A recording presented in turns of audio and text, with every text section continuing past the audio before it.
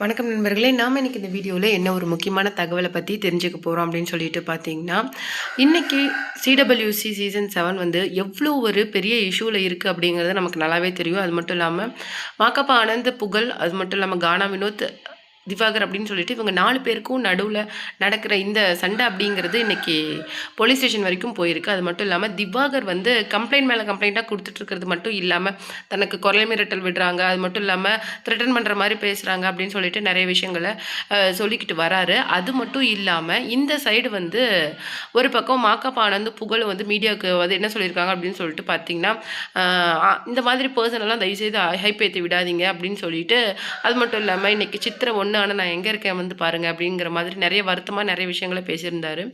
இந்த விஷயத்தை பற்றி பிக் பாஸ் தாமரை வந்து ஒரு விஷயத்த மாக்காப்பாவை பற்றி சொல்லியிருக்காரு. அதை பற்றி தான் நம்ம இந்த வீடியோவில் டீட்டெயிலாக பார்க்க போகிறோம். வீடியோக்குள்ளே போகிறதுக்கு முன்னாடி நீங்கள் நம்ம சேனலுக்கு புதியவராக இருந்தால் மறக்காமல் நம்ம சிபி ட்ரெண்டிங்கை சப்ஸ்கிரைப் பண்ணி ஃபாலோ பண்ணிக்கோங்க.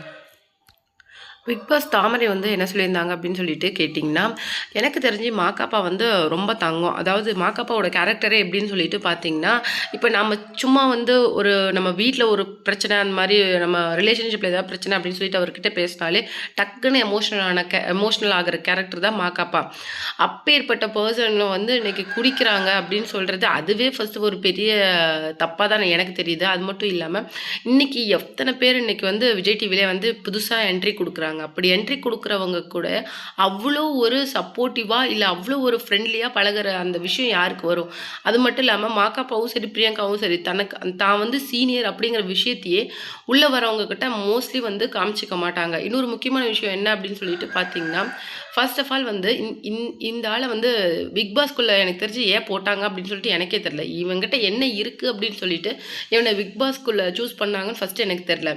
இப்போ வந்து அவன் இஷ்டத்துக்கு யூடியூப் சேனல்ஸ்க்காக இருக்கட்டும், இல்லை மீடியாக்காக இருக்கட்டும், இல்லை அவருடைய சேனல்ஸ்லேயே சரி வீடியோ போட்டிருக்காருன்னு சொல்லிட்டு என்ன ரீசன் எனக்கே தெரியல. நான் தன்னை வந்து பெரிய ஸ்டார் அப்படின்னு சொல்லிட்டும், ஆல்ரெடி தான் ஒன்று புகழோட உச்சத்தில் இருக்கிற மாதிரியும் அந்த மாதிரி ரொம்ப ஹைப் ஏற்றி அவருக்கு அவரே பேசிகிட்டு இருக்கிறாரு. ஃபஸ்ட்டு எனக்கு இதுக்கான ரீசனே வந்து எனக்கு இன்னும் புரியலை.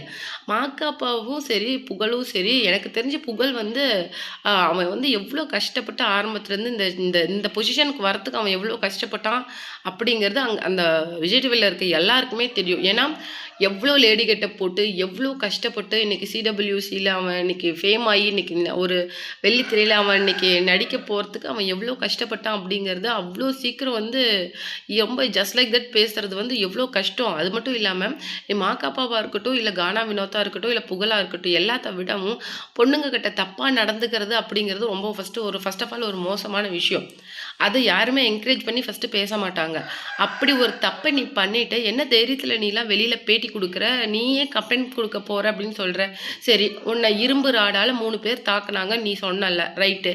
இரும்பு ராடால் உன்னை தாக்குனா உனக்கு அவ்வளோ காயம்தான் ஆகுமா? அட்லீஸ்ட் ஒன்று மேக்ஸிமம் கால் ஃப்ராக்சர் ஆகிருக்கும், இல்லைன்னா பெரிய அளவுக்கு ஏதாவது ஊண்டு ஏதாவது ஆயிருக்கணும்.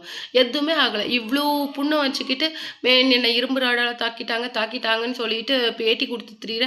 மேபி நீயே அந்த ஊண்டை கிரியேட் பண்ணியிருக்கலாம்ல, யாருக்கு தெரியும் அப்படின்னு சொல்லிட்டு இன்னைக்கு பிக் பாஸ் தாமரை ஒரு பக்கம் வந்து திவாகரை பற்றி சொல்லிட்டு இருக்காங்க.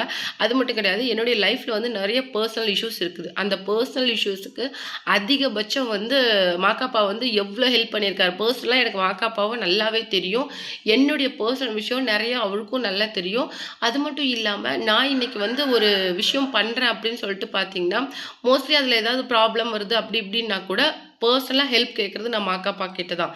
ஏன்னா அவ்வளோ ஒரு ஜெனுவலான ஒரு சாஃப்ட் ஹார்ட்டட் பர்சன் தான். மோஸ்ட்லி வந்து மாக்காப்பாவுக்கும் அங்கே இருக்கிற எல்லாருக்குமே ஒரு நல்ல பாண்டிங் இருக்கும். நீங்கள் கேட்டு பார்த்தீங்களாவே தெரியும் மாக்காப்பா எப்படின்னு சொல்லிட்டு. ஸோ வந்து அப்படி இருக்கும்போது நீ அங்கே தப்பும் பண்ணிவிட்டு இன்றைக்கி அவங்கள எதிர்த்து இன்றைக்கி கம்ப்ளைண்ட் கொடுக்குற அப்படின்னா, அது மட்டும் இல்லாமல் போலீஸ் நீ என்ன ஒரு சொன்ன போலீஸ் ஸ்டேஷனுக்குள்ளே வரும்போது பம்பிட்டு வந்தாங்க, வெளியில் வரும்போது கெத்தா திமிரா வந்தாங்க. அது மட்டும் இல்லாமல் கமெண்ட்ஸில் வந்து இவனுங்க இவ்வளோ திமிரா வரானுங்களா, கண்டிப்பாக ஏதோ தப்பு பண்ணியிருக்காங்க அப்படின்னு சொல்லிட்டு சொன்னல. அந்த கமெண்ட்ஸ மட்டும் பார்க்காத. மத்த கமெண்ட்ஸையும் நீ பாரு. உன்ன எவ்ளோ அசிங்கமா எல்லாருமே கழுவி ஊத்திட்டு இருக்காங்க அப்படின்னு சொல்லிட்டு. உள்ள பொண்ணுகிட்ட தப்பா நடந்தது மட்டும் இல்லாம, வெளியில வந்து நீ இந்த அளவுக்கு தைரியமா பேசுற அப்படின்னா, உனக்கெல்லாம் எவ்ளோ திமிரு இருக்கும் அப்படிங்கிற மாதிரி பிக் பாஸ் தாமரை வந்து ரொம்ப கோவமா பேசியிருந்தாங்க. அது மட்டும் இல்லாம பிக் பாஸ் சிடபிள்யூசில வாய்ப்பு கிடைக்கிறது அப்படிங்கிறதெல்லாம் எவ்ளோ பெரிய ஆப்பர்ச்சுனிட்டி. இந்த ஆளுக்கு அப்படி ஒரு ஆப்பர்ச்சுனிட்டி கிடைக்குது அப்படின்னா, இன்னைக்கு இந்த ஒரு புது பெர்சன இன்னைக்கு எப்படி புதுசா அப்படின்னு இல்லாம, அவங்க ஃபேமிலியில ஒருத்தரா தான் ட்ரீட் பண்ணுனாங்க. ஆனா, ட்ரீட் பண்ண அவங்களுக்கு, இவரு திருப்பி குடுத்துருக்கிற விஷயம் எவ்ளோ அசிங்கம், எவ்ளோ கேவலம் பார்த்தீங்களா? யாராலயாவது உங்களால இத ஃபர்ஸ்ட்டு பேர் பண்ணிக்க முடியுதா? அப்படிங்கிற ஒரு விஷயத்தையும், இன்னைக்கு பிக் பாஸ் தாமரை வந்து முன் வச்சிருக்காங்க. இன்னொரு விஷயம், சேனல் அப்படி ஏதோ ஒரு சேனல் வாட் எவர் சேனலா இருக்கட்டும், அவங்களுக்கு வந்து ஒரு வாய்ப்ப குடுக்குது அப்படின்னா, ஒரு எவ்ளோ நன்றியோட அந்த விசுவாசமா அந்த சேனலுக்கு இருக்கணும்.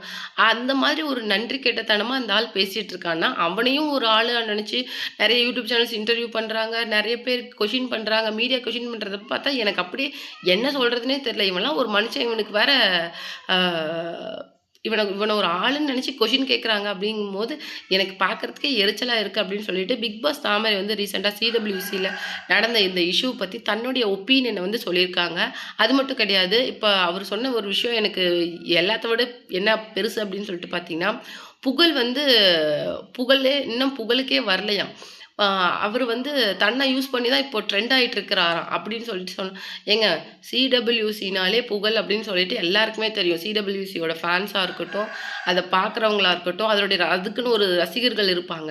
அவங்க எல்லாருக்குமே புகழ் அப்படிங்கிற கேரக்டர் யாரு அப்படின்னு சொல்லிட்டு தெரியும். அவரு புகழுக்கு புகழ் தேவைப்படுதுங்கிறதுக்காக தான் இன்னைக்கு திவாகர வச்சு பேசுறாருன்னு சொல்றதெல்லாம் ஓவர் டூ மச்சுங்க. அப்படிங்கிற மாரி ஒரு விஷயத்தையும் இன்னைக்கு பிக் பாஸ் தாமரை வந்து சொல்லியிருக்கிறாங்க. இது ஒரு புறம் இருக்க, இப்போ சோஷியல் மீடியால என்ன ஒரு விஷயம் போயிட்டுருக்கு அப்படின்னு சொல்லிட்டு பார்த்தீங்கன்னா, ஆரம்பத்தில வந்து அவர் சொன்ன விஷயத்துக்கும், திவாகர் சொன்ன விஷயத்துக்கும், இப்ப சொன்ன விஷயத்தையும் இப்போ வந்து அன்று, இன்று அப்படிங்கிற மாதிரி இன்னைக்கு ட்ரோல் பண்ணிட்டுருக்காங்க. அந்த விஷயம் தான் இன்னைக்கு சோஷியல் மீடியால மிகவும் வைரலா போயிட்டுருக்கு. ஆக்சுவலா வந்து பிரவோக் டிவியில வந்து என்ன நடந்தது அப்படிங்கிறத அவங்களே வந்து ஒரு வீடியோவா அவங்க சேனல்ல போட்டிருந்தாங்க. ஆனா, அத பத்தி வந்து தன்னுடைய ஒப்பீனியனும் இன்னைக்கு நம்ம திவாகர் சொல்லியிருப்பாரு. பிரவோக் டிவியில வந்து அவங்க வந்து தன்னை ஒரு தனி ரூம்ல போட்டு அடைச்சு ரொம்ப நேரம் கொடுமைப்படுத்தி டார்ச்சர் பண்ணி அடிச்சாங்க அப்படிங்கிற மாதிரி திவாகர் சொல்லியிருப்பாரு. ஆனா இந்த பக்கம் பிரவோக் சேனல்ல அந்த வீடியோல பார்த்தீங்கன்னா நல்லாவே தெரியும். இவரு எழுந்திருச்சு சும்மா போல. அவரு வந்து அங்க இருக்கிற அந்த கேமராஸையோ, இந்த கேமராவ குடுத்து தம்பி அப்படின்னு சொல்லிட்டு உடைக்க ட்ரை பண்ணாரு. நீங்க என்ன கார்னர் பண்ண ட்ரை பண்றீங்க அப்படின்னு சொல்லிட்டு ஏதேதோ பண்ணி அங்க இருக்கிற எல்லா கேமராஸ் ஆகட்டும், இல்ல லைட்டிங்கா இருக்கட்டும், எல்லாத்தையுமே உடைக்க ட்ரை பண்ணத மொத்த டீமுமே வீடியோ எடுத்து அத வீடியோவா ரிலீஸ் பண்ணியிருந்தாங்க. அப்படி அப்போ பேசினது, இப்போ பேசுனது அப்படின்னு சொல்லிட்டு திவாகர் பேசின விஷயங்கள இன்னைக்கு அன்று, இன்று அப்படின்னு சொல்லிட்டு ட்ரோல் பண்ண விஷயங்கள் தான் இன்னைக்கு சோஷியல் மீடியால மிகப்பெரிய வைரலா போயிட்டுருக்கு. அது மட்டும் கிடையாது. தன்னை வந்து மாக்காப்பா த்ரெட்டன் பண்ணாங்க. அது மட்டும் இல்லாம என்ன நான் வந்து செட்ல இருக்கும்போது என்கிட்ட வந்து எல்லாருமே நல்லா தான் பேசுவாங்க. அது மட்டும் கிடையாது. இப்போ மேபி நானும் புகழும் செட்ல இருக்கோம் அப்படின்னா, எல்லா பெண்களும் வந்து என்கிட்ட தான் வந்து ஏதாவது கொஞ்சம் நடிச்சு காட்டுங்க, ஏதாவது செஞ்சு காட்டுங்க அப்படின்னு சொல்லிட்டு என்கிட்ட தான் வந்து அவ்வளோ ஆசையா கேட்பாங்க. புகழ் பக்கத்துல இருந்தா புகழ் கிட்ட போகவே மாட்டாங்க. அதுவே அவருக்கு ஒரு ஜெலசி அப்படிங்கிற மாரி ஒரு விஷயத்தையும் திவாகர் வந்து ஷேர் பண்ணியிருக்காரு.